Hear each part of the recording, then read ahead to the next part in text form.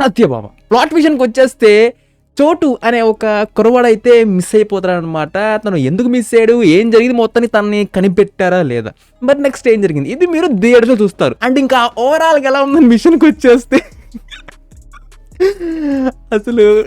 నేను విపరీతంగా నవ్వుకున్నానయ్యా. ఈ క్రైమ్ ఇన్వెస్టిగేషన్ ఆ ట్విస్ట్లు అన్నీ వస్తుంటే మామూలు కూడా కాదు. ఎంత లాజిక్లెస్గా, సెన్స్లెస్గా, ఎంత కామెడీగా ఉన్నాయి మొత్తం మీకు చెప్తాను.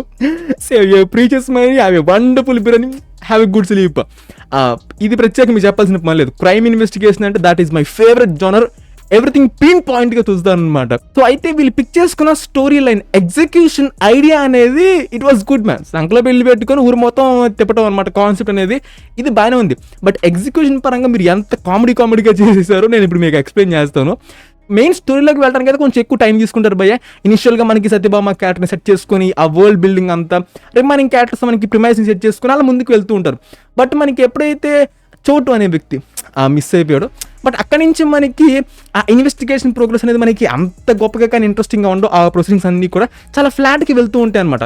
అంటే మనకి క్లూస్ అనేవి దొరుకుతూ ఉన్నప్పుడు మనం దాంట్లోకి ఇన్వాల్వ్ అవ్వాలి. వాళ్ళు ఇన్వెస్టిగేషన్ చేసేటప్పుడు మనం కూడా ఇన్వాల్వ్ అయితేనే మనం ఆ కిక్ అనేది వస్తూ ఉండేది అనమాట. బట్ ఇక్కడ మనకి అంతలాగా మనల్ని అటాచ్ చేయలేకపోయారు అనమాట. ఫ్లాట్గా డ్రైగా వెళ్తుండే తప్ప మనకి ఎక్కడ కూడా ఒక కిక్ కానీ ఒక హై మూమెంట్ కానీ ఏమి రాదు. అట్ ది సేమ్ టైం వీళ్ళు కొంచెం ఎమోషన్స్ని కూడా కొంచెం మంచిగా మనల్ని పండిద్దాం ట్రై చేశారు, కానీ అవైతే అంత గొప్పగా వర్కౌట్ కాలేదు. అండ్ ఫస్ట్ హాఫ్ ఎండింగ్ అయితే కొంచెం అంత ఇంట్రెస్ట్ అయితే గ్రాప్ చేసిద్ది అనమాట. సో ఫస్ట్ హాఫ్ అనేది నాకు పెద్దగా అయితే ఏమనిపించలేదు. సో ఇంకా సెకండ్ హాఫ్ అయితే బిగినింగ్ నుంచే మనకి కొంచెం రేసిగా స్టార్ట్ చేస్తారనమాట స్క్రీన్ ప్లే అనేది. అమ్మ బాబోయ్, ఇంకా సెకండ్ హాఫ్ మంచిగా ఉండిద్దిలే అని చెప్పేసి చాలా ఫోకస్డ్గా చూస్తున్నాను. సెకండ్ హాఫ్లో ఫస్ట్ ఫైట్ సీక్వెన్స్ భయ్య నాకు చాలా బాగా నచ్చింది. అంటే నాకు మూవీస్ ఎప్పుడన్నా కానీ గర్ల్స్ ఫైట్ చేస్తే అది కూడా హ్యాండ్ మూమెంట్స్ కానీ లెగ్ మూమెంట్స్ కానీ చాలా ఫ్రీగా మూవ్ చేస్తే చూడటం చాలా ఇష్టం. ఎందుకంటే జనరల్గా మీరు చూసే అన్ని ఫైట్ సీక్వెన్సెస్ కూడా చాలా క్యాజువల్గా నార్మల్గా ఉంటాయి, పెద్దగా ఎక్కువగా హార్డ్ వర్క్ చేయరనమాట. చేసింది కాజల్ అగర్వాల్ గారు కాదు, డూప్ అనమాట. మేడం మీకైతే చాలా మంచి టాలెంట్ ఉంది. నాకైతే మీ హ్యాండ్ మూమెంట్స్ కానీ లెగ్ మూమెంట్స్ నాకు చాలా బాగా నచ్చింది. రీసెంట్ టైమ్స్లో ఇంత ఫ్రీగా ఫ్లాలెస్గా కలగడం అనేది మిమ్మల్ని చూశాను. సో మీ వర్క్ అయితే చాలా బాగుంది. ఇంకా అది పక్కన పెట్టేస్తే భయ్య స్లోగా మనకి ఆ ఇన్వెస్టిగేషన్ ప్రొసీడింగ్స్లో బేబచ్చంగా మనల్ని ఆ డ్రామాతో చిరాకు పుట్టిస్తూ 1 by 1 రివీల్ చేసుకుంటూ వెళ్తారు. అవన్నీ ఎంత కామెడీగా ఉంటాయంటే, నంబర్ 1 భయ్య ఒక ఇన్ఫార్మర్ ఉంటాడు. సో వాడు ఏంటంటే ఇనిషియల్గా ఒక అమ్మాయి చనిపోద్ది అనమాట, ఒకడైతే చంపేస్తాడు. సో వాడిని పట్టుకోవడానికి భయ్య నాకు అర్థం కాదు, ప్రపంచంలో ఎక్కడైనా కానీ ఇప్పుడు నేను నీకు వాట్సాప్లో ఒక ఫోటో పెడతా, అరే మా అమ్మ నీకు వీడు కనుక ఏదైనా కనిపిస్తే నాకు ఫోన్ చేసి చెప్పరా అని చెప్పి అనుకోండి, మీరేం చేస్తారు, ఆ ఫోటోని చూసుకుంటా ఎక్కడైనా దొరికితే మీరు మ్యాచ్ చేసుకొని ఫోన్ చేస్తారు కదా. ఇది కదా ఆ ఇన్ఫార్మర్ ఉంటాడు భయ్య. వాడు ఫోటో సరిగ్గా చెక్ చేసుకోడు, మేడం దొరికేదాడు మేడం అని చెప్పిన కానీ సత్యభామ గారు జుయ్యని వెళ్ళిపోతారు అనమాట. ఆడికెళ్ళి చూస్తే వాడు కాదు ఇంకెవడో ఉంటాడు. మొదటిసారి అది జరిగిద్ది, రెండోసారి అది జరిగిద్ది. అరే నువ్వు ఇంకేం నువ్వు ఇన్ఫార్మర్ అంటారు, నాకు అర్థం కాదు. ఇంకా నువ్వు ఇన్ఫార్మర్ ఏంటి అసలు? బేసిక్ థింగ్ రా, ఫోటో చూసుకొని మ్యాచ్ చేసుకుని వాడక కదా అని బేసిక్ థింగ్ అయ్యా. ఇది కూడా ఉండదు, ఇది ఒక కామెడీ విషయం అనమాట. ఇంక ఇది పక్కన పెట్టేసి. అండ్ రెండోది ఏంటంటే మన కిల్లర్ స్పాయిలర్ గాడి గుడ్డు బందర్లడ్డు, వీళ్ళు ఎంత కామెడీ చేస్తారో మీరు కూడా ఎంజాయ్ చేసేయండి. మన కిల్లర్ ఉంటాడు భయ్య, ఒకరిని చంపుతాడు, ఓకే రైట్ ఫైన్ బాగానే చంపేశావు.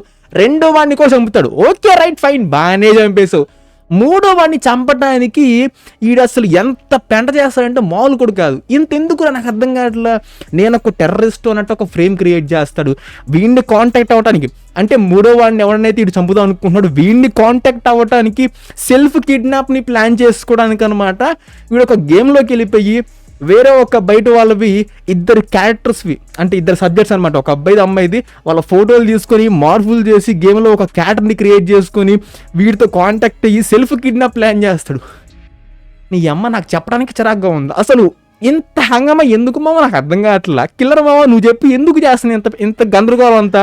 మొదట్లో చంపిన ఇద్దరిని కూడా చాలా సింపుల్ గా పోయి చంపేసావు, ఈయన్ని కూడా అంటే చంపచ్చు కదా, ఈడి కోసం ఎందుకు ఇంత డెవలప్ చేస్తున్నావు నాకు అర్థం కావట్లా. నీ బ్లడ్ రిలేషన్ చేసినేమో చాలా సింపుల్ గా చంపేసేసావు, పగదీర్చుకుంటా రోజు కూడా, ఓకే బానే ఉంది. ఈడికి ఎందుకయ్యా నువ్వు ఎంత హై ఇస్తున్నా, ఇంత ఎలివేషన్ ఎందుకు ఇస్తున్నా? అబ్బో.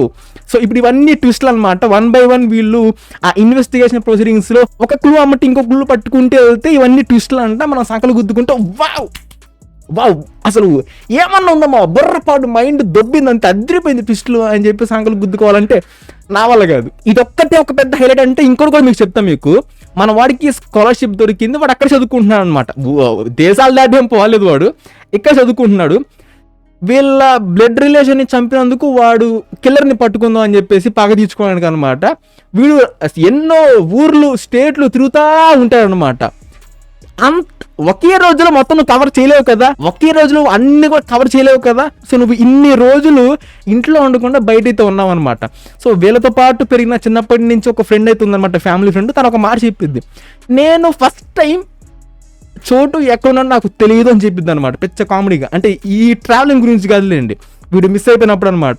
మరి ఈ చోటు అనే వ్యక్తి అన్ని ఊర్లు స్టేట్లు అసలు ఇంట్లో లేకుండా ఆ రకంగా ట్రావెల్ చేసిందంతా మరి మీకు తెలియకుండా ఉందా అక్కయ్? ఎందుకంటే మీ ఇద్దరు కూడా ఒకే కాలేజు, మీ ఇద్దరిది కూడా ఒకే ప్రొఫెషన్, చదువుకోవడం డాక్టర్ అనమాట. సో మరి ఏంటి మరి అప్పుడు వాడు అన్ని రోజులు కాలేజీకి రాకపోతే మరి నువ్వు ఎంక్వైరీ కూడా చేయకుండా ఉంటావా?